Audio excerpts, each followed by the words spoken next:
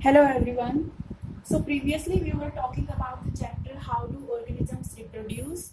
In this chapter we have already discussed about the basic introduction of the chapter, then asexual reproduction and sexual reproduction in flowering plants. इस chapter के अंदर हमने chapter के basic introduction को asexual reproduction के बारे में और फ्लावरिंग प्लांट्स के अंदर सेक्सुअल रिप्रोडक्शन के बारे में हम डिस्कस कर चुके हैं। इस चैप्टर के अंदर जो टॉपिक बचे हुए हैं वो है सेक्सुअल रिप्रोडक्शन इन ह्यूमंस। तो अगले अपने 2-3 वीडियोस में मैं बात करूंगी ह्यूमंस के अंदर सेक्सुअल रिप्रोडक्शन के बारे में।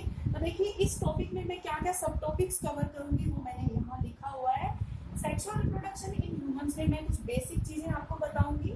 उसके बाद ह्यूमंस में ह्यूमन मेल और ह्यूमन फीमेल दोनों के अंदर सेपरेटली हम उनके रिप्रोडक्टिव सिस्टम्स के बारे में पढ़ेंगे और लास्ट में इस चैप्टर में हम रिप्रोडक्टिव हेल्थ को कवर करेंगे।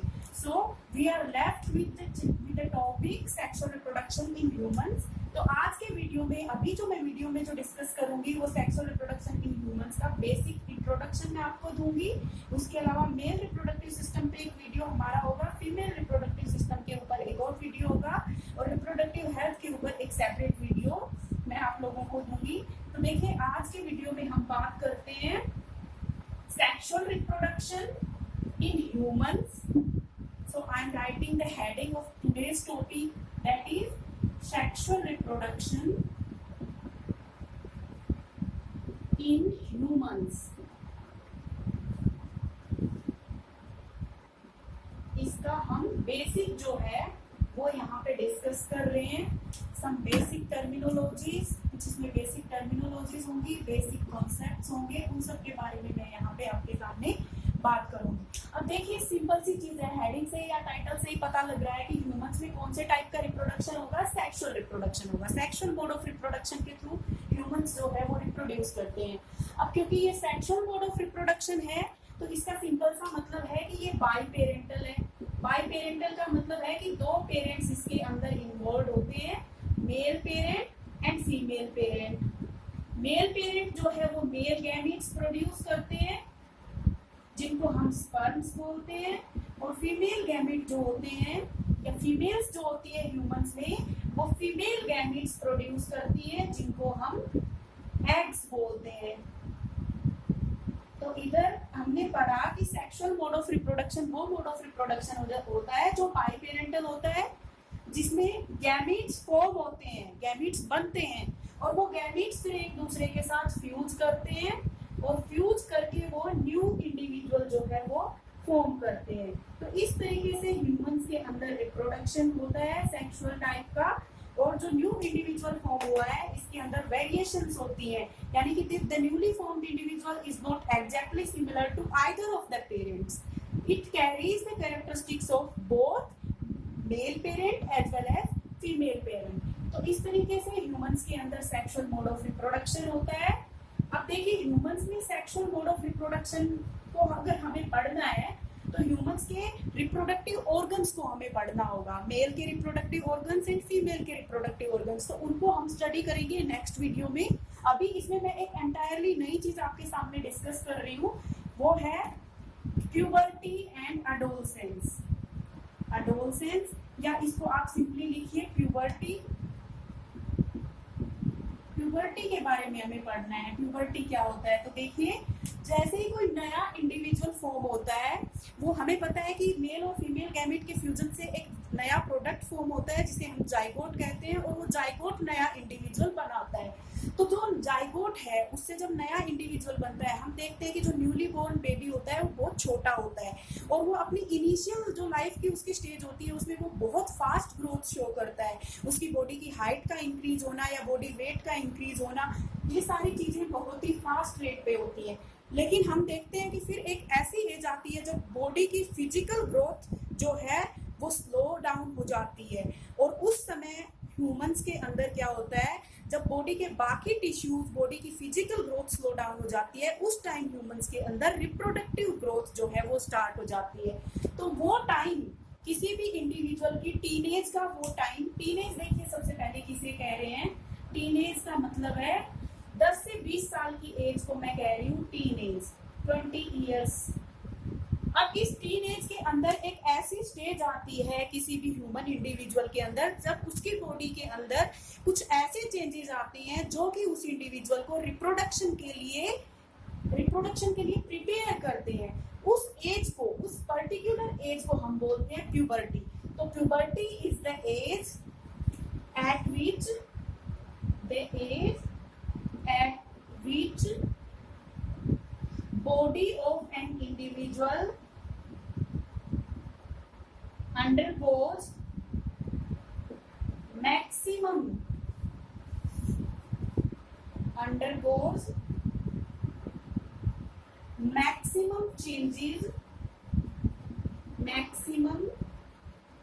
changes and becomes reproductively mature। यानी कि वो एज या वो मैच्योरिटी एज जिस एज पे किसी भी इंडिविजुअल की बॉडी के अंदर ऐसे चेंजेस आएंगे कि वो इंडिविजुअल अब रिप्रोडक्शन के लिए प्रिपेयर हो चुका है, उसकी बॉडी में गैमीट्स बनने शुरू हो गए हैं और वो अब रिप्रोड्यूस करने के लिए तैयार है, ऐसी एज को बोलते हैं प्यूबर्टी एज। अब ह्यूमंस के अंदर जब प्यूबर्टी एज अराइज होती है तो हम देखते हैं कि मेल्स में भी और फीमेल्स के अंदर, दोनों के ही अंदर बॉडी में कुछ चेंजेस आते हैं। तो वो जो चेंजेस आते हैं वो कौन कौन से चेंजेस हैं उनके बारे में मैं यहाँ डिस्कस कर रही हूँ अभी आपके सामने। Changes associated with puberty in humans. Changes associated with puberty in humans. Humans के अंदर प्यूबर्टी से एसोसिएटेड कौन कौन से चेंजेस हैं वो हम यहाँ पे डिस्कस करेंगे। ह्यूमन मेल्स की बात करेंगे इस तरफ हम, और इधर हम बात करेंगे फीमेल्स की। तो देखिए जब मेल्स प्यूबर्टी एज में पहुंचते हैं तो उनकी बॉडी में क्या क्या चेंजेस आते हैं। हम देखते हैं कि मेल्स की जो बॉडी है becomes more masculine, body becomes more masculine, यानी कि ज्यादा हैवी बॉडी हो जाती है, मसल्स उसके अंदर डेवलप हो जाते हैं। फेशियल हेयर अराइज होने शुरू हो जाते हैं, फेस के ऊपर एक्स्ट्रा जो हेयर हैं वो अराइज होने शुरू हो जाते हैं। उसके अलावा accessory here in armpits and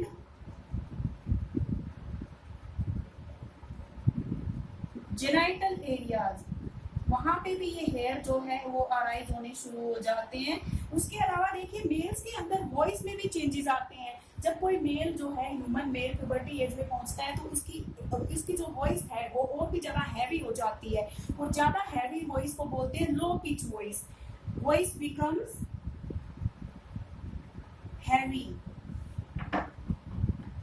heavier, यानी कि लो पिच वॉइस। तो इस तरीके से प्यूबर्टी एज में मेल्स के अंदर ये चेंजेस आते हैं। दूसरी तरफ अगर हम बात करें ह्यूमंस की, फीमेल्स के अंदर प्यूबर्टी एज पे क्या क्या चेंजेस आते हैं। सबसे पहली जो चीज है वो ये है कि फीमेल्स के अंदर ब्रेस्ट डेवलप होनी स्टार्ट हो जाती है, ब्रेस्ट्स स्टार्ट डेवलपिंग। उसके अलावा फीमेल्स की जो वॉइस होती है वो ज्यादा शार्प हो जाती है, वॉइस बिकम्स शार्पर।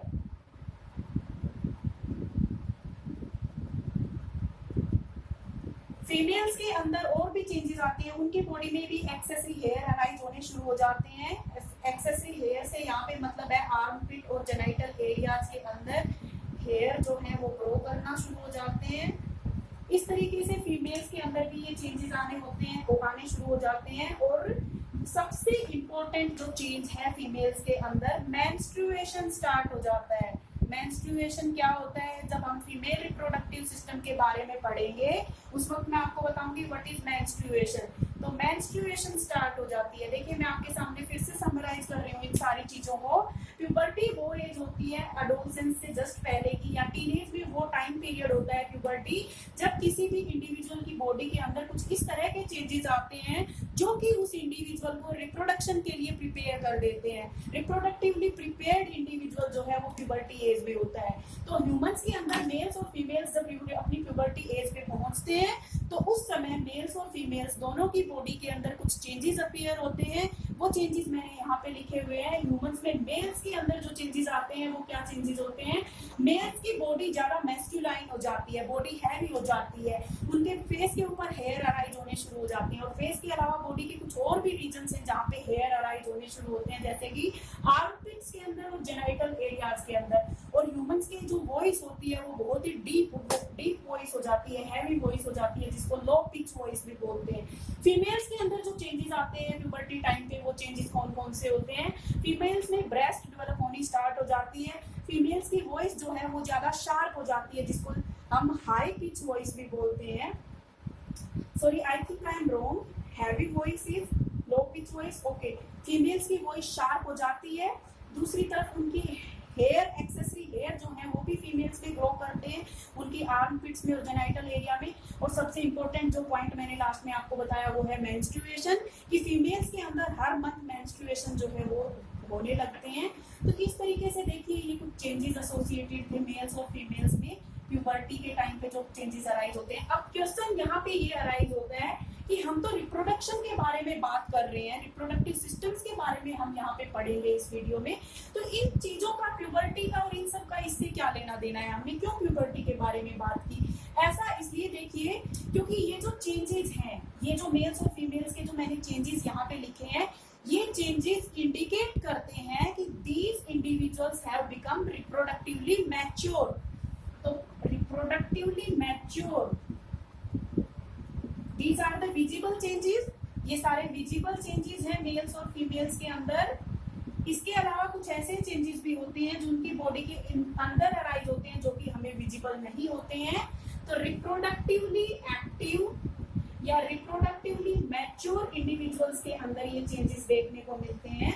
तो these signs are the indication of an individual being reproductively mature. इसलिए हमने इनके बारे में यहाँ पे स्टडी किया है। अब क्या चीज है जो इन चेंजेस के लिए रिस्पॉन्सिबल है? What are the factors which are responsible for, जैसे यहाँ पे मैं लिख रही हूँ factors responsible for changes.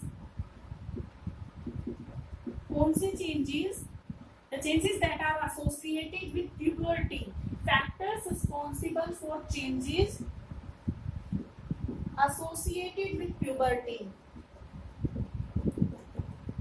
Puberty से एसोसिएटेड चेंजेस के लिए कौन कौन से फैक्टर्स जो हैं वो रिस्पॉन्सिबल है? तो देखिए कुछ हार्मोन्स होते हैं। There are some hormones which are responsible for these changes. तो मेल्स के अंदर मेल हार्मोन्स होंगे एंड फीमेल के अंदर फीमेल हार्मोन्स होते हैं जो इन चेंजेस के साथ एसोसिएटेड हैं। तो इनको हम बोलेंगे सेक्स हार्मोन्स। सेक्स हार्मोन्स जो हैं वो रेस्पॉन्सिबल होते हैं। तो जो पिछला ही चैप्टर हमने पढ़ा है कंट्रोल एंड कोऑर्डिनेशन, उनमें हमने डिफरेंट टाइप के हार्मोन्स के बारे में पढ़ा है। वहां पे हमने सेक्स हार्मोन्स के बारे में भी पढ़ा है। तो male sex hormone is testosterone. Males के अंदर जो सेक्स हार्मोन है जो कि प्यूबर्टी से रिलेटेड चेंजेस कॉज करता है, that hormone is testosterone. And females के अंदर जो हार्मोन है जो सेक्सुअल चेंजेस से रिलेटेड होता है, उस हार्मोन को बोलते हैं oestrogen. And one more hormone that is progesterone. ये दो हार्मोन्स हैं फीमेल्स के अंदर जो फीमेल्स में प्यूबर्टी से रिलेटेड जो है चेंजेस प्रोड्यूस करते हैं, और मेल्स के अंदर टेस्टोस्टेरोन हार्मोन जो है वो प्यूबर्टी से रिलेटेड चेंजेस जो है मेल्स के अंदर प्रोड्यूस करता है।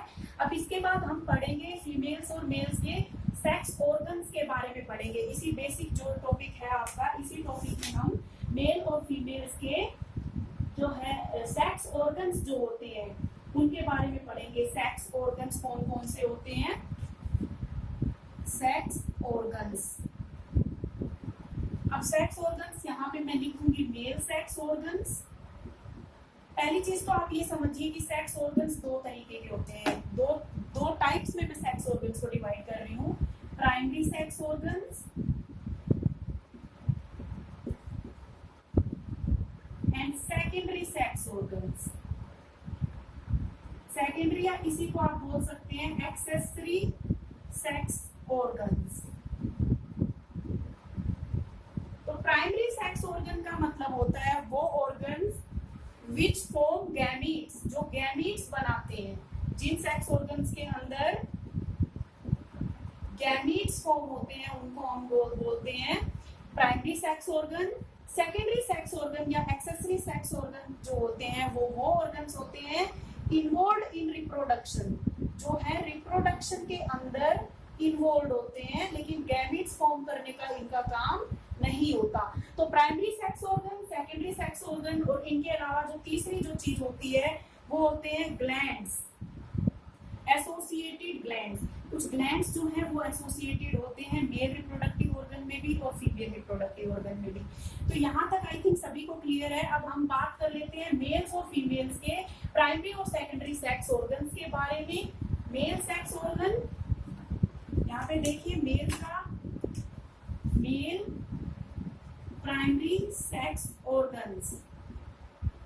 तो मेल्स के अंदर प्राइमरी सेक्स ऑर्गन्स जो होती हैं ए पेयर ऑफ टेस्टिस, एक पेयर टेस्टिस होती है। देखिए हम यहाँ पे सिर्फ ह्यूमंस की बात कर रहे हैं, किसी और एनिमल की बात नहीं कर रहे हैं, क्योंकि हमारे टॉपिक का जो नाम है वो है सेक्सुअल रिप्रोडक्शन इन ह्यूमंस। तो मेल्स में प्राइमरी सेक्स ऑर्गन जो है एक पेयर टेस्टिस है।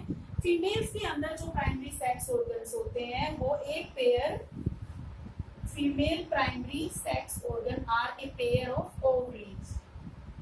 तो ये होंगे ए पेयर ऑफ ओवरीज। तो देखिए यहाँ पे जो टेस्टिस है, टेस्टिस का काम है to produce sperms, sperms produce करना and testosterone.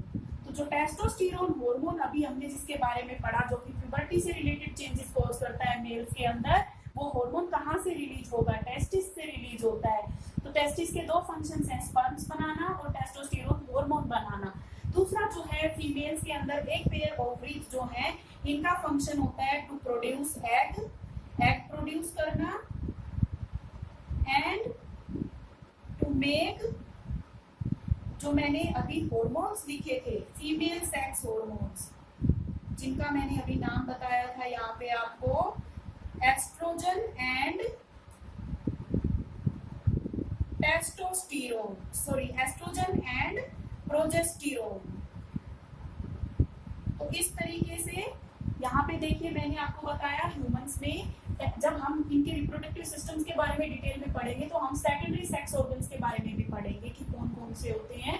Primary sex organ एक पेयर टेस्टिस है, सेकेंडरी सेक्स ऑर्गन में ट्यूब्स होती हैं कुछ, जिनका काम होता है स्पर्म को कैरी करना, और कुछ एसोसिएटेड ग्लैंड्स भी होते हैं जैसे कि prostate gland, seminal vesicle and bulbourethral glands. इसी तरह फीमेल्स के प्राइमरी सेक्स ऑर्गन तो ओवरीज थे और जिनका काम था एग प्रोड्यूस करना और फीमेल सेक्स हार्मोन्स यानी कि एस्ट्रोजन और प्रोजेस्टेरोन रिलीज करना।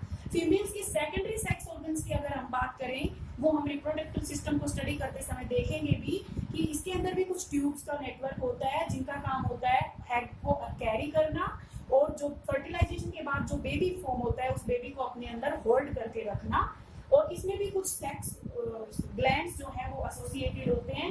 तो इस तरीके से मेल और फीमेल रिप्रोडक्टिव ऑर्गन्स ह्यूमंस के अंदर हमने बात कर ली।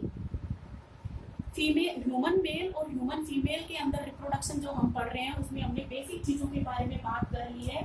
इसके बाद हम अपने नेक्स्ट वीडियो में बात करेंगे ह्यूमंस के अंदर जो मेल रिप्रोडक्टिव सिस्टम होता है उसके बारे में, फीमेल रिप्रोडक्टिव सिस्टम के बारे में अलग से वीडियो होगा। तो अभी देखिए यहाँ पे मैं इस वीडियो को स्टॉप कर रही हूँ and in next video we will discuss about the male reproductive system of humans. So I stop here and thank you so much.